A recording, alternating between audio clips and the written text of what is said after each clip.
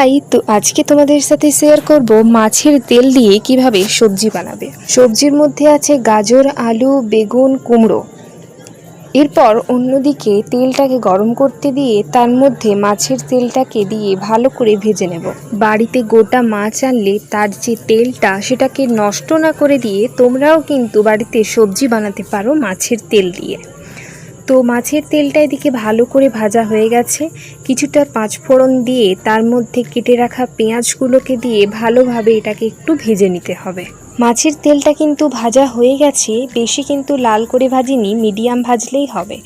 এরপর আমি দিয়ে দিচ্ছি আগে থেকে বেটে রাখা আদা রসুনের পেস্টটাকে 2 থেকে 3 বার নাড়িয়ে কিন্তু আমি দিয়ে দিচ্ছি মশলাগুলোকে।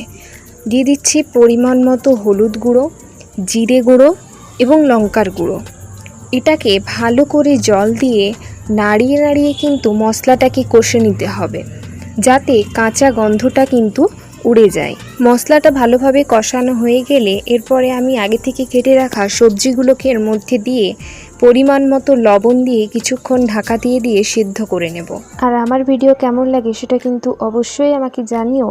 আর কীরকম ধরনের রেসিপি তোমরা চাও সেটাও কিন্তু অবশ্যই লিখে জানিও। জল দিয়ে দিয়ে কিন্তু সবজিটাকে মিডিয়াম ফ্লেমে আমি হাফ সেদ্ধ করে নিয়েছি।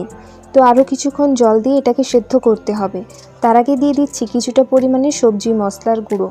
তো এটাকে কিছুক্ষণ নাড়াচাড়া করার পরে আরও কিছুটা জল দিয়ে আমি এটাকে মিডিয়াম ফ্লেমে আরও কিছুক্ষণের জন্য সেদ্ধ হতে দেব, যতক্ষণ না সবজিগুলো ভালো করে সেদ্ধ হয়ে যাচ্ছে। সব সবজিগুলো কিন্তু এখনও সেদ্ধ হয়নি, তো তার জন্য কিন্তু আমি আরও 2 থেকে 3 মিনিট এটাকে সেদ্ধ হতে দেব। সবজিটা কিন্তু অলমোস্ট হয়ে গেছে। এখানে আলুগুলোকেও দেখে নিয়েছি, সব কিন্তু সেদ্ধ হয়ে গেছে।